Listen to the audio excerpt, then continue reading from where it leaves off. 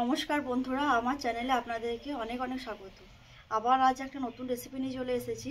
এই সিজনের প্রথম এই যে এঁচোড় রান্না করব আজ। তো এঁচোড়টাকে আমি তো কাটতে পারবো না, মাকে কাটা করাবো, তারপর আমি রান্না করব। চলুন এটা প্রথমে কেটে নিই। এঁচোড়টা কাটবে ছুরিটা করে, তাই ছুরিটা দেখো তেল মাখিয়ে নেবো, নাহলে গোটাই আঠাতে ভর্তি হয়ে যাবে। আমি অর্ধেক করে কেটে দেবো, তাহলে আঠাটা বেরিয়ে যাবে, তারপর বাকিটা মা কাটবে। একটা প্যাকেটের উপর নিয়েছি, নাহলে আঠাটা গোটাই লাগবে।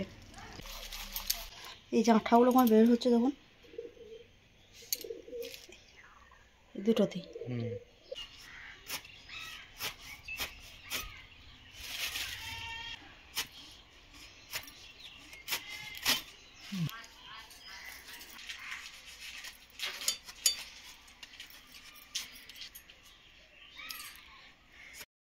সেদ্ধ করতে দিয়ে দেবো।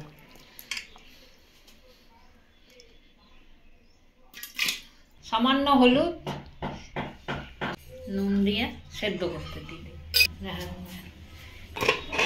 আমি মশলাগুলোকে বেটে নেবো। প্রথমে আদা আর এই যে ধনে পাতার ওই ডাঁটগুলো থাকে ওইগুলোকে নিয়ে নিয়েছি, বেটে নেবো। যা রোদ লাগছে এখন।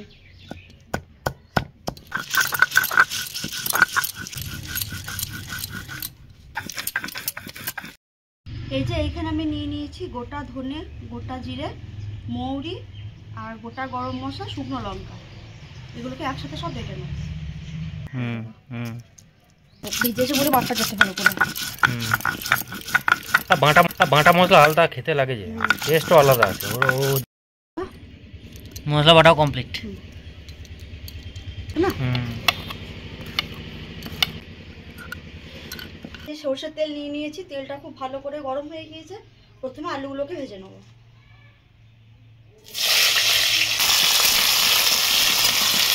আলুগুলোকে ভালো করে ভেজে নেবো।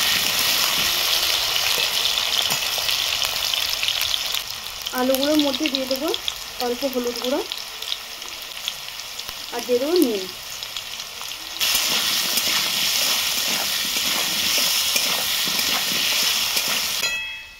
আলুটা তো ভাজা হয়ে গেল, এবার তুলে নেবো। আলুটা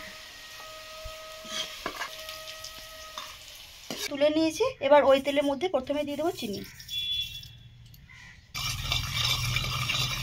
দিয়ে দেবো এখানে জিরে আর 5 ফোড়ন নিয়েছি, কাঁচা লঙ্কা দিয়ে দেবো। এবার দিয়ে দেবো থেতো করে রাখা পেঁয়াজ,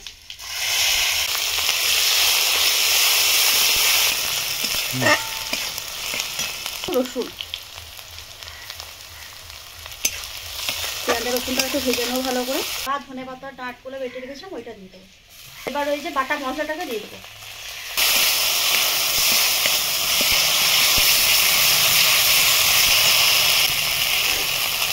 ওই বাটিটাতে জল দিয়ে একটু দিয়ে দেবো, জল যাতে মশলা তলে না লেগে যায়। এবার আমি টমেটো পেস্টটাকে দিয়ে দেবো। দেবো কাশ্মীরি লঙ্কার গুঁড়ো, অল্প নুন দেবো, দেবো অল্প হলুদ গুঁড়ো।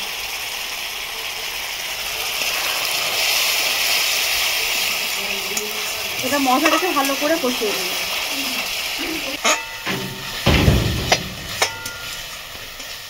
মশলাটা একটু ভালো করে কষে নিয়েছি, এবার সেদ্ধ করে রাখা এঁচোড়টাকে দিয়ে দেবো। এবার এঁচোড়ের সাথে মশলাটাকে একটু ভালো করে মেশাবো, যেমনভাবে মাংস পাচ্ছে সেরকম করে।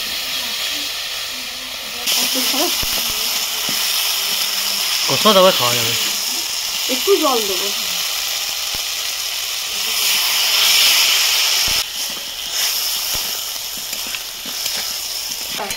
পাঠা খাসি কিচ্ছু খায় না,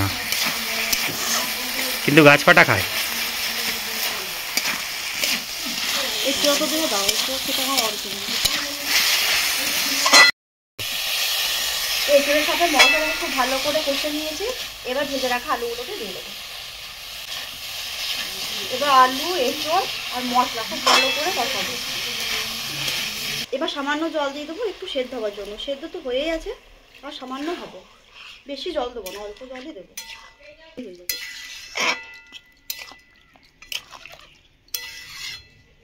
এবার আমি ধনেপাতা কুচিটা দিয়ে দেবো। এবার শুধু ভালো করে ফুটিয়ে পরে নামিয়ে নেবো। 10-15 মিনিট তো হয়ে গেল, এবার দেখি। এবার নামিয়ে নেব।